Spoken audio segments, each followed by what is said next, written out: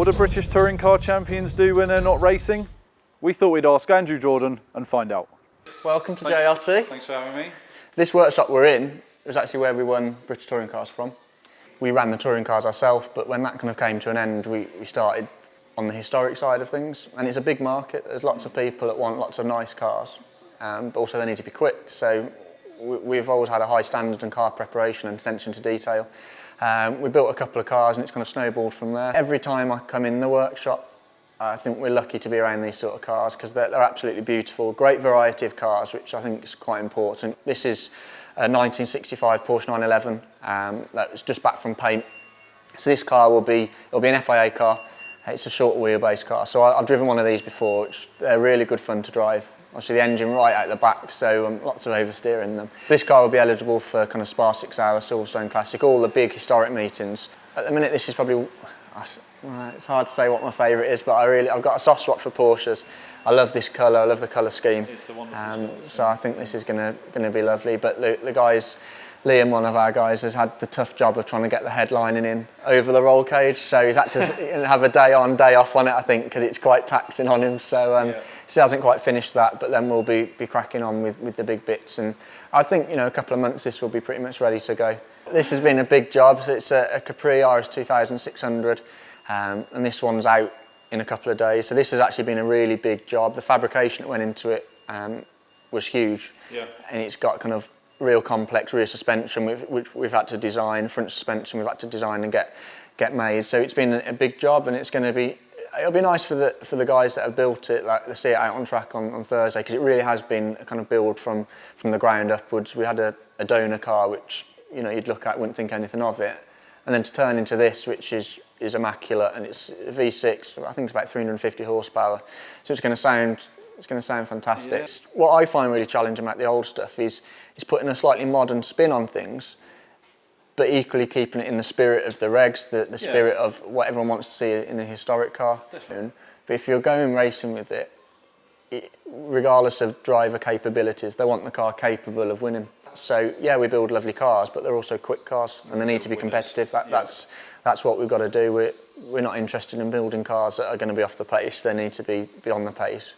So trying to couple that with them looking fantastic and looking like a historic car still is a nice challenge. This is my little toy. Right, okay. That's why I said it's the most important. It's not really.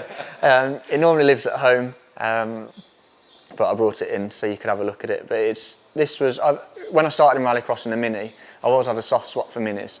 And we saw Mark, one of our guys, found it was a little Austin Mini on eBay about 5 miles down the road. And I thought, well, let's get it and we'll restore it. And I wanted it to be a Cooper-esque look. I had a vision in my mind of how I wanted it to come out, and it's come out exactly as I wanted it. So I love it, and it's Swift Tune. I know Nick Swift from when I've raced some of his Minis. So I got him to do me an engine.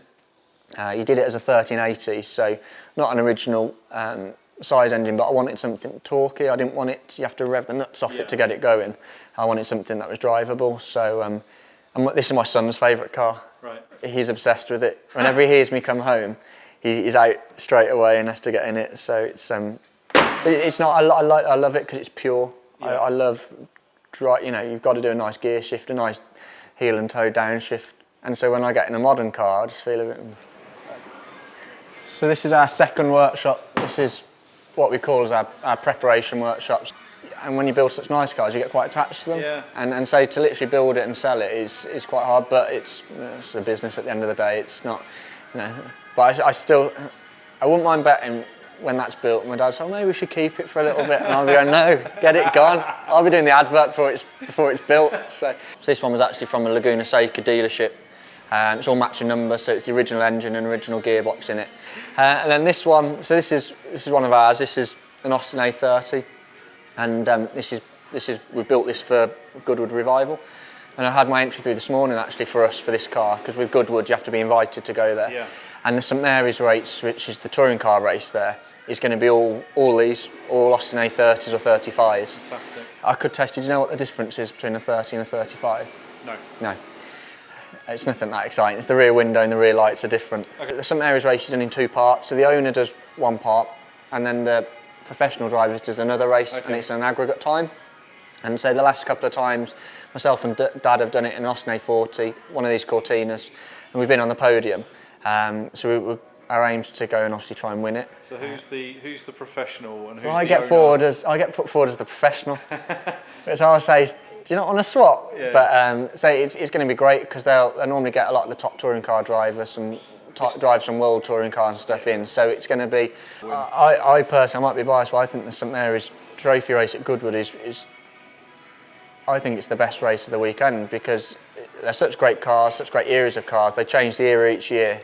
Sometimes touring car drivers get a bit of stick for driving quite hard and aggressive. Yeah. But I had a great race in a Cortina last year with Frank Stippler and Gordon Shedden, and it was a real hard race, but it was respect and it was a good show and everyone enjoyed it. So the Revival is probably the event through the year that I look forward to the most because yes, we go there to race, but there's a lot more goes on. It's a great weekend. We all have good fun. But saying that, we want to win, obviously. So this one was actually named after my son. This is Archie. And then the other Austin, which I'll show you in a bit, that's after my niece, that's Rose. Right, and then Next. Lotus Cortinas, 3 of them. And so this is the one that myself and my dad raced at Goodwood Revival 2015. So I got an invite to go there with a car, and we asked Pete if he'd be up for it, and he said absolutely, because it's good for a car to be seen, to be there. And then the one on the end, I actually sold that at the Goodwood meeting. Right. So someone came up to me and said, "Oh, I want to buy that car." I said, "Well, that one's not for sale." There is one that's for sale that we can build. And actually wrote me kind of handwritten order form out for it there and then. Wow. Which I didn't. I was a bit like, nah, that's not real. Yeah. And the Monday after, it was real. Yeah. And so it's, these are kind of, we've got a fourth shell that's been fabricated, and we brought them in from South Africa. So the shell, with the climate out there, if you got a donor car from the UK, with the weather, it'd be quite rotten when you blasted all the paint off it. So we try and import them in so the shells are as good a starting point as possible. If I could have a race car, like a historic touring car, I would have a Cortina, because they're real good fun to drive. They feel quite well sorted in comparison to the Austins. So I'm half tempted with the other shell, whether we build it up for ourselves. And then the last one is this big old girl. It's a bit, it's obviously not from our shores. No, it's an American Ford Falcon, a big V8, lots of horsepower, not much grip. We built this a few years ago, and then a customer brought it and is doing Silverstone Classic with it. Hasn't raced it really since, or driven it much since he brought it. So that's about it. We've got one more car, which is a favourite. Okay. So this is mine and Dad's Austin A40. We owned it as a road car. It was just a runaround, really. And then built it to try and get a Goodwood entry. Okay. So this races against the big Jag Mark IIs, and this is our favourite. Okay. Where we raced it at Castle Combe, and after the test, I said we will never ever sell that. Right. So to the day I die, we'll own this car. Awesome. And hopefully that'll be in a long time. When we went to Goodwood and it's racing against the big, more powerful cars, it gets quite a following. So the amount of attention it gets when it's at a race. But it's a little 1293 A series engine in it, like 130 horsepower. But it's hard to explain why we're so attached to it, but it's just mint. You literally, some people say, oh, old cars are unreliable. Yeah, they can be.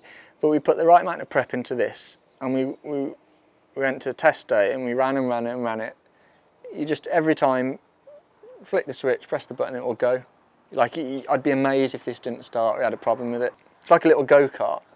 And I love the fact it then, 9 times out of 10, beats the bigger, more powerful cars. People tend to think with this, because it's so quick, that we've got all this trick modern suspension on it, and there's absolutely nothing trick about it, really. We've done a couple of little tweaks on the suspension and stuff. But it's, all the interior, part of the rules, you have all the interior.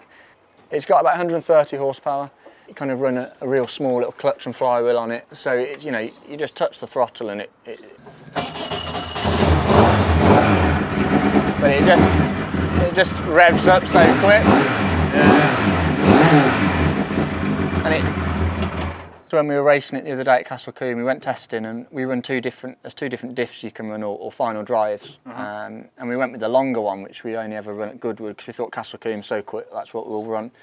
and we were pulling about 8 up to the first corner, but it was really in between gears at most of the other corner, between second and third. So then we put the shorter one in, and in a toe it was kind of, the rev counter stops at 8.5 and it was pinned at 8.5. Wow. So it was, and at Goodwood when we were in the toe behind the big Jaguars, again it was just pinned round at 8.5. So, but the engine, a guy called Dave Wells, who does specialise in A-series engines, he does it, and after my race at Goodwood I said, look, I've hung a few revs on it on downshifts trying to get it stopped. Yeah. Because obviously if you're struggling to get it stopped, you go into the lower gear, it'll then help slow it down. Yeah. I said, do you want to whip the head off and have a look? He's like, no, it'll be fine. And then after Dad's one, he said, oh yeah, I hung a few revs on it as well. And he took the cylinder head off when we got it back, and it was mint.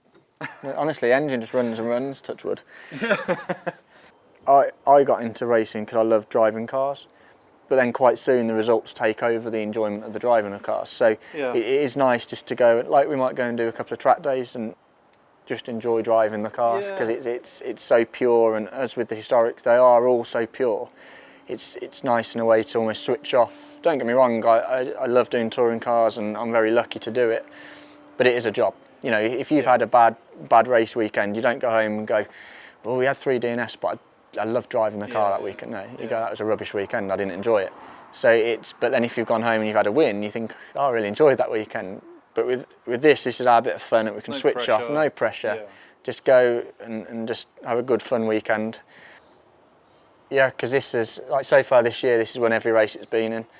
That's pretty good. Yeah, so it's a good record. So yeah, probably this has probably had the most wins out of anything we've built. Retire it now, undefeated. But then some of the Cortinas and stuff haven't done anywhere near as much racing as this. But I think all the Cortinas we've built have won races they've done or been on the podium. So as I say, part of it's building nice cars that look nice and shiny and nicely built. But the more important one is that they're quick and they win. For us that have such a passion for cars, myself and my dad, but also the guys at work here, they're into their cars. They love their job. They love working on such nice cars. So it's nice to have a passion for something that you can then turn into a business. Absolutely. No. Well, when you've gone, it's my job to clean this one, so I'll be up in the air, clean underneath it. But it's, you know, we're very proud of the stuff we turn out. We enjoy our work here, and it's you know, working in racing and with nice cars is a cool way to come to work. So. Well, thanks very much, Andrew. Thank you for having us today. There's obviously a real passion for perfection in the business you do here, and it's been really, really interesting. Thank you. Cheers for coming. Thank you.